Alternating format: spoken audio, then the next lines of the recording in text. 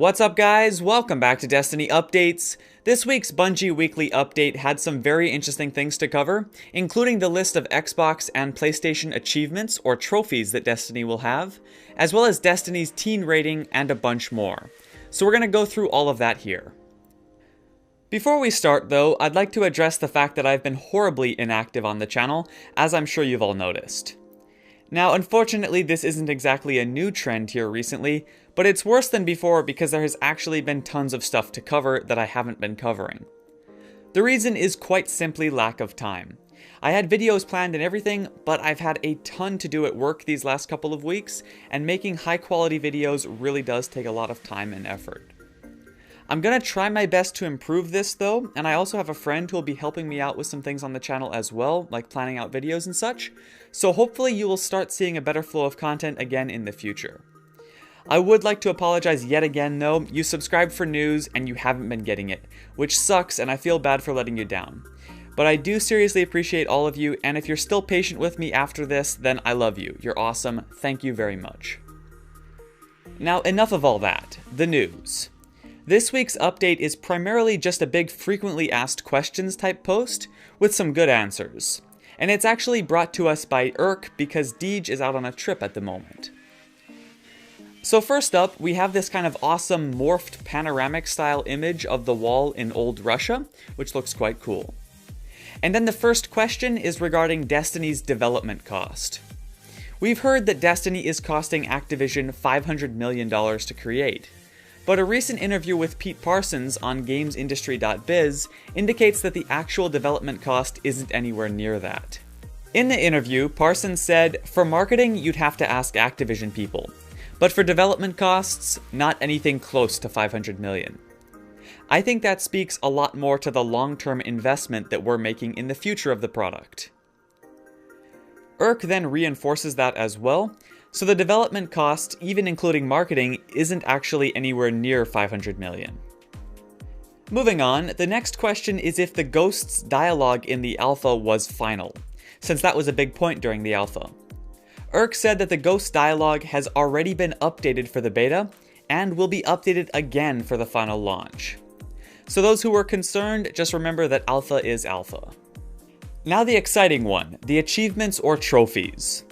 I'm not going to read off each one since that would take a rather long time, but I will scroll through them slowly so you can pause and read them all if you like.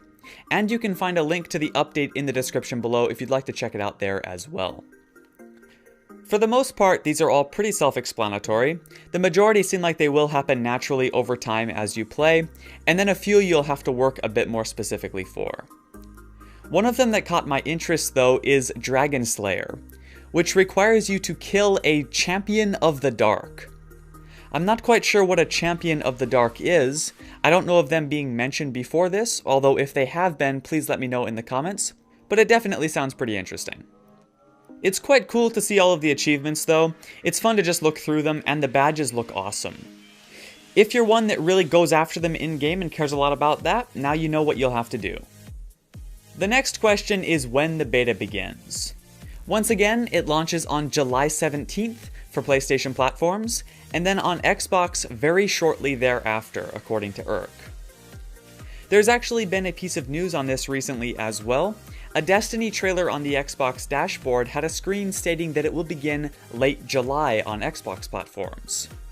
The trailer was then pulled, as well as the related statement from Activision, so that should be treated as unconfirmed at this time, but I mean, it would line up. Since Irk said very shortly thereafter though, I'm hoping it's not long at all. After that, we have how long will the beta run for and what do we get to play? Irk essentially says that while most of the big points are in place, the finer details are still being mapped out. He also hints at a big reveal on an auspicious date very soon. I'm guessing that's gotta be Bungie Day, July 7th. Next is if Destiny will have a collector's edition. And Irk just points to that same auspicious date coming in the very near future. So I wouldn't be at all surprised if we have a collector's edition announcement coming very soon, which is awesome.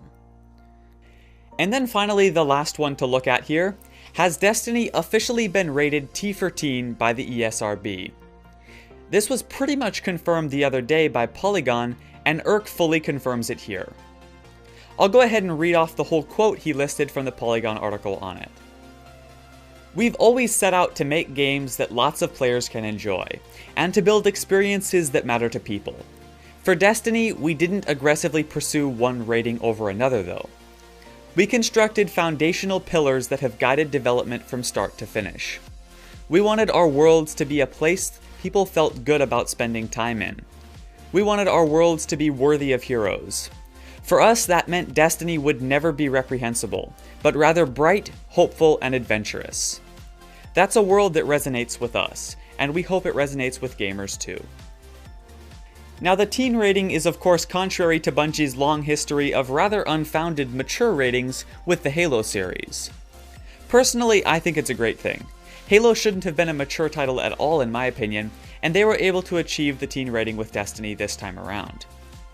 It's also something that we got wind of in the very first Destiny leak well over a year and a half ago, so it comes as no surprise. Now with that essentially brings us to the end of the super relevant questions. He links an EXO dancing video, he talks about what Deej is up to, and then he mentions some more visitors from the studio that we'll be hearing from soon. And that's the end of this week's update, quite a good one in my opinion. Once again, before I go, I'm very sorry for the severe lack of content. If you're still being patient with me and watching this whole video, then you are awesome and I cannot thank you enough. Seriously. I hope you enjoyed though, thanks for watching as always, and I'll see you in the next update.